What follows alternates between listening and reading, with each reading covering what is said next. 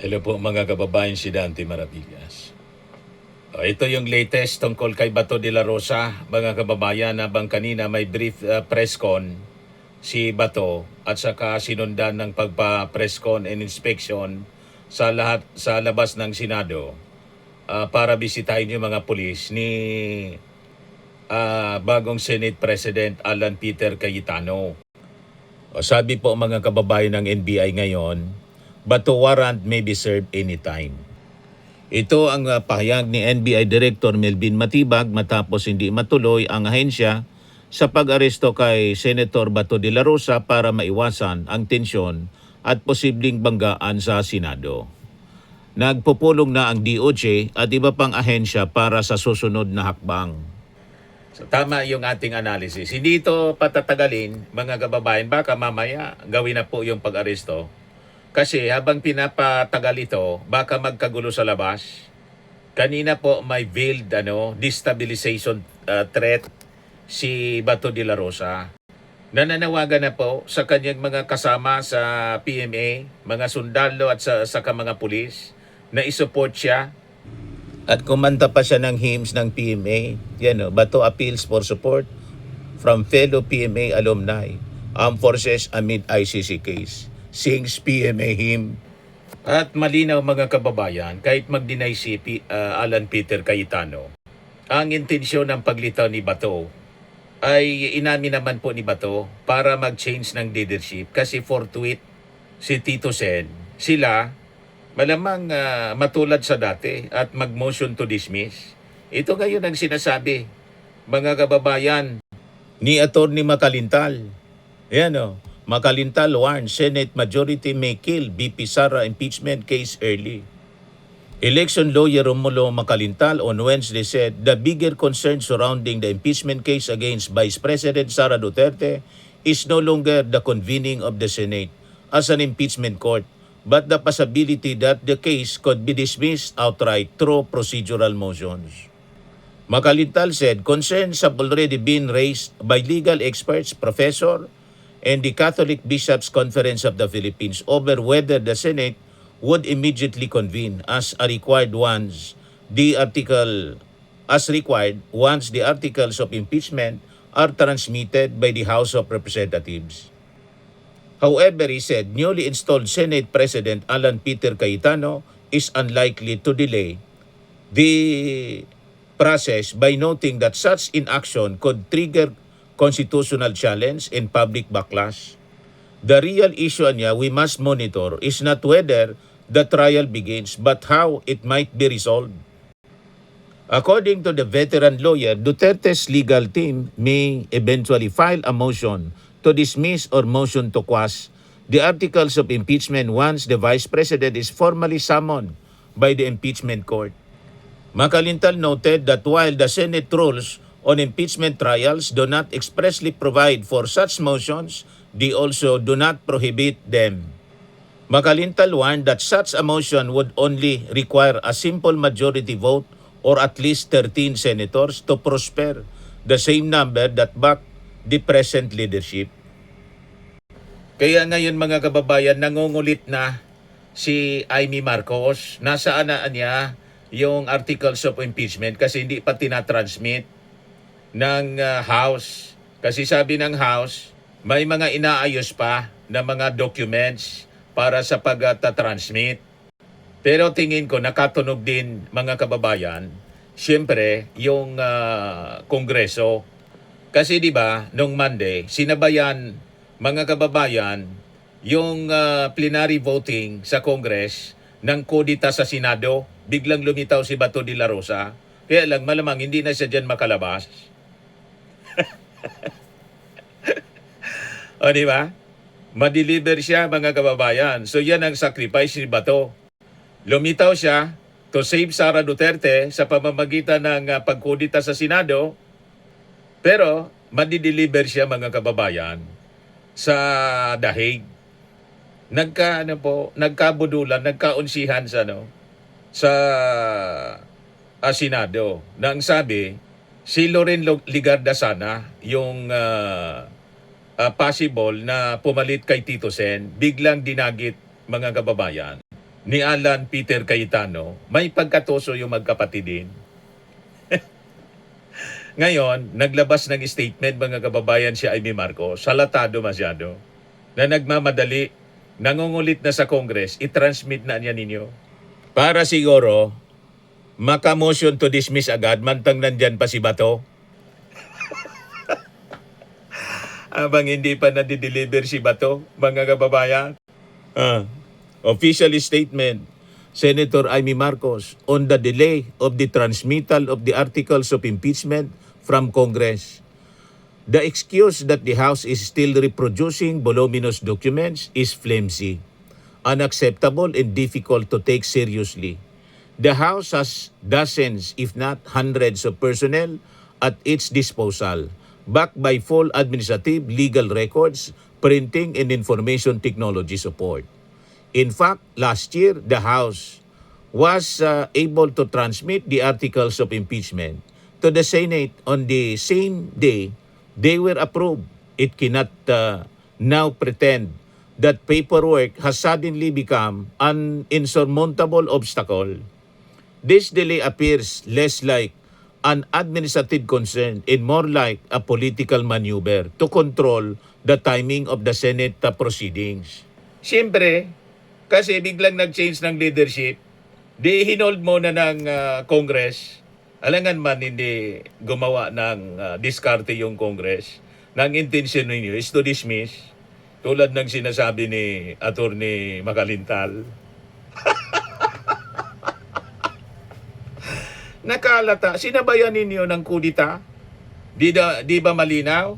Di ngayon, malamang magkaroon uli, manipis kasi ang majority ng Senado. At anytime, pwedeng makabalik si Tito Sen bilang Senate President. Pag mga kababayan, na-deliver si Bato. O di ba? Kaya atat kayo na dapat i-transmit na. Ano kayo, siniswerte? Siyempre, nag-iisip din yung mga taga-kongreso. Hindi man yan mga bobo. Alam nila, kahit nag-deny si Alan Peter Cayetano na walang relasyon sa impeachment, inamin ni Bato na may relasyon sa butuan talaga. Kaya lumitaw siya. Bakit? Save Sara Duterte. Ayan o. Yung statement niya, ni Amy Marcos, kala ninyo, hindi alata. At the time when the country is reeling from an oil crisis, 7.2 inflation, and other urgent national problems, we cannot afford to have Congress consumed by unavoidable procedural delays. I, for one, want the impeachment proceedings to proceed, and be resolved in a timely manner so that the Senate and the rest of the government can return their full attention to the pressing issues burdening the Filipino people. Huwag kami, Amy Marcos, gusto ninyong i-transmit kasi kumpleto kayo ngayon sa majority. At gigil na kayong i-dismiss. Tulad ng sinasabi ni Attorney Makalintal. O ngayon, mga kababayan, yung 13 na mga senador, tinawag na Judas ni Father Reyes. 13 Judas. Ayan sabi ni Father Robert Reyes, so 13 is an ominous number, the number of traitors. Remember that mga Judas kayo, 4 na Judas na babae at 9 na Judas na lalaki. At nananawagan ako sa 9 na senador na nasa inyo ang diwa ng EDSA. Kaya niyong pataubin ang diwa ng kadiliman doon sa 13. Malinaw na mga Judas talaga po. Ngayon, ang akala ni Amy Marcos, magugulangan nila yung Kongreso. Hinold muna ng Kongreso kasi hindi pa na di-deliver si Bato. Once na na-deliver na po si Bato at nabawi yung liderato ng Senado, at malamang baka si Bongo makasama na. Nagsabi na mga kababayan yan, si dating Senador Trillanes na ang susunod niya si Bongo. At malamang baka sunod-sunod na yung warrant of arrest to the rest of the senators na involved naman po sa flood control. O, di sa kulungan kayo lahat. O, di ba? Mga kababayan? Ayan, matao na sa Senado. Nagrarally. Yung mga members ng Tindig Pilipinas nananawagan para sa pagpapanagot kay Sara Duterte at saka pag-aresto kay Bato de la Rosa na nag-trending po yung pagkaripas niya ng takbo sa buong mundo hanggang New York Times.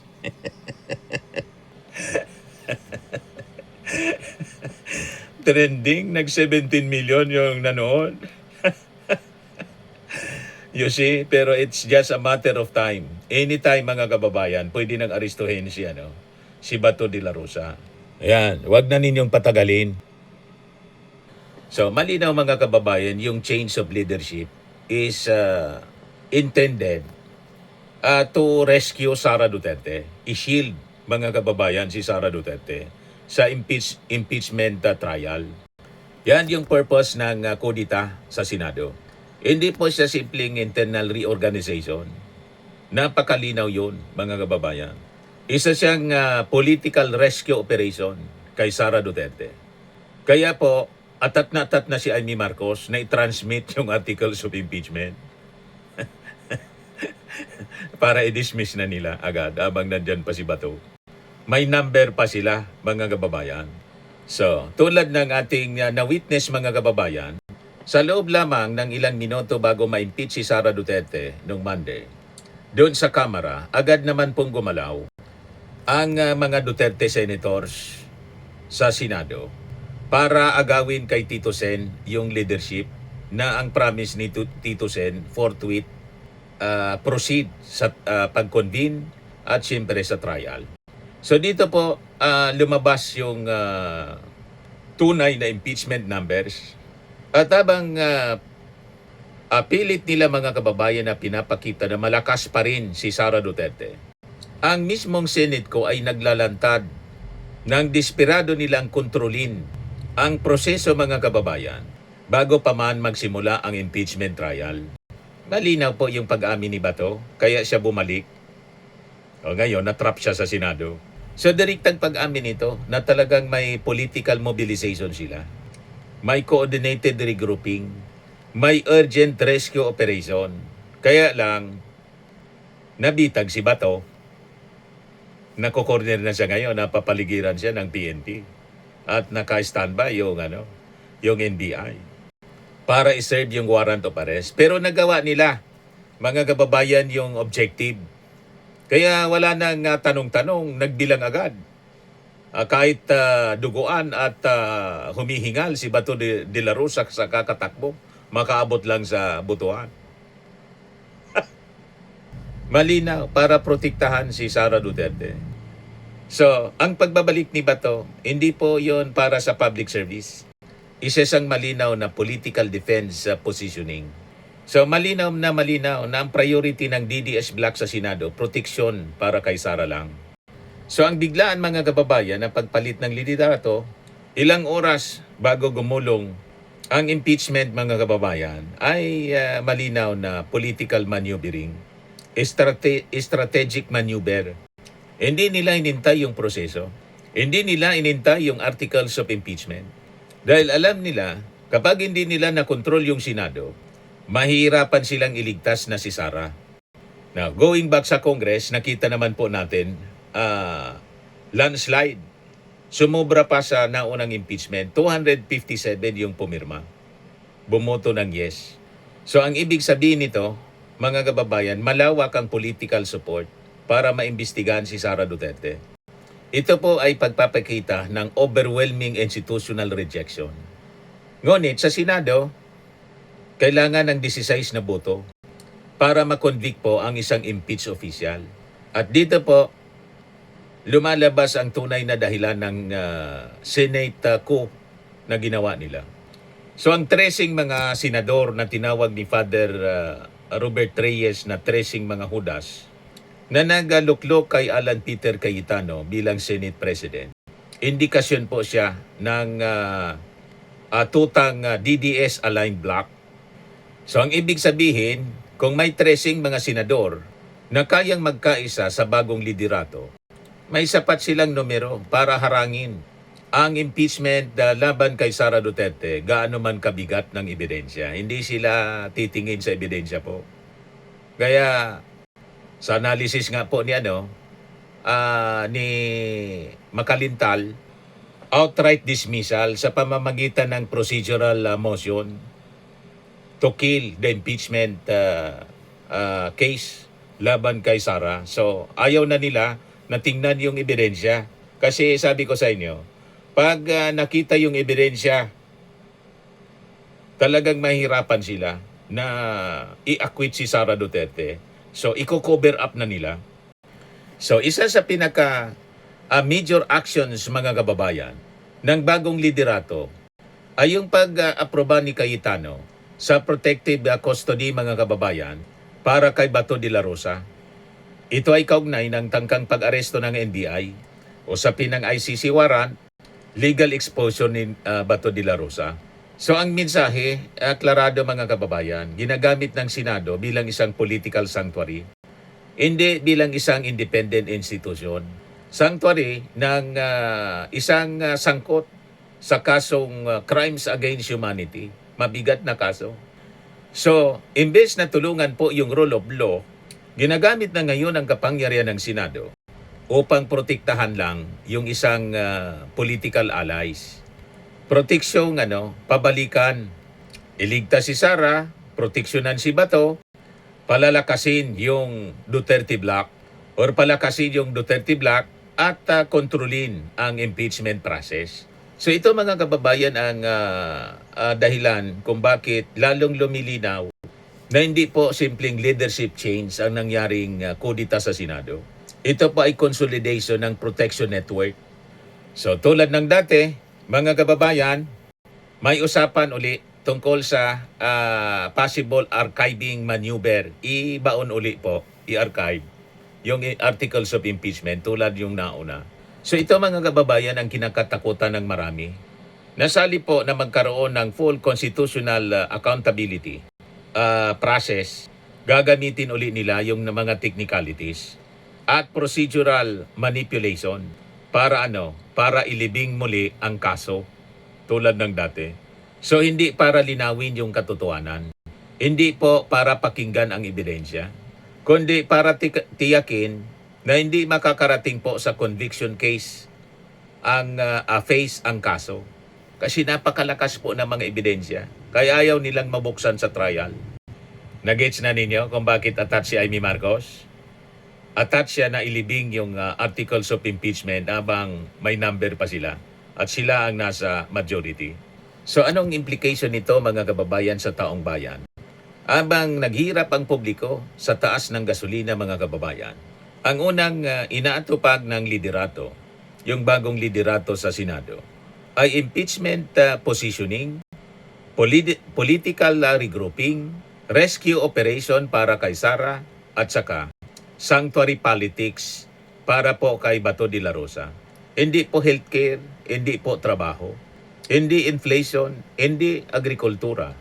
Ang pinagkakaabalahan nila kung paano iligtas si Sara. At dito mga kababayan lumalabas ang tunay na disconnect ng DDS block sa Senado sa tunay na problema ng ating sambayanang Pilipino. So habang pilit nilang pilit na pinapakita ng DDS machinery na sila po yung boses ng masa. Ang totoo niyan, mas na inuuna nila na proteksyonan yung political dynasty kaysa po public accountability. So ang Senate ko ang nagtanggal ng maskara nila. So malinaw ang motibo ng Senate ko mga kababayan. Ito ay isang power preservation, impeachment obstruction, institutional capture, saka political survival operation. So iyon po mga kababayan ang malinaw. Kaya lumalakas ngayon ang panawagan na hindi po dapat gawing personal shield ni Sara Duterte yung Senado. Kaya may mga rallies ngayon sa harap ng Senado.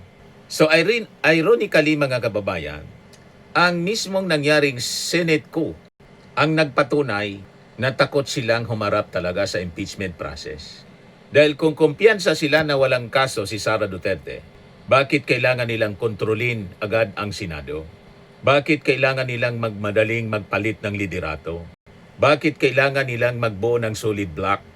Bakit kailangan may sanctuary politics? Bakit kailangan may archiving maneuver na naman? Ano po yung sagot sa mga tanong na to? Dahil alam nila po na kapag umandar ng maayos yung constitutional process, malalantad po ang tunay na bigat ng mga aligasyon. So ang nakikita ngayon mga kababayan ng publiko malinaw, hindi po Senado para sa mamamayang Pilipino, kundi Senado para sa proteksyon ng mga kaalyado. Tulad ni Sara, tulad ni Bato, na ginawang bahay na hotel niya ang Senado ngayon. Kaya ito mga sinasabi ni Alan Peter na Cayetano na forthwith pa rin. Forthwith niya, there won't be delays. You judge us on our action. Malamang forthwith dismissal or archive. Ang plano nila, kaya atat na si Amy Marcos. Kinukulit na yung Congress. Ipasa na niya ninyo sa amin. Yan o, malinaw yung sabi po ni Makalintal. The case could be dismissed outright through procedural motions. Kaya naglalaway na sila ngayon. Okay po? Ayan man lang yung ating short video. Ako po si Dante Maravillas. Bye-bye po. God bless.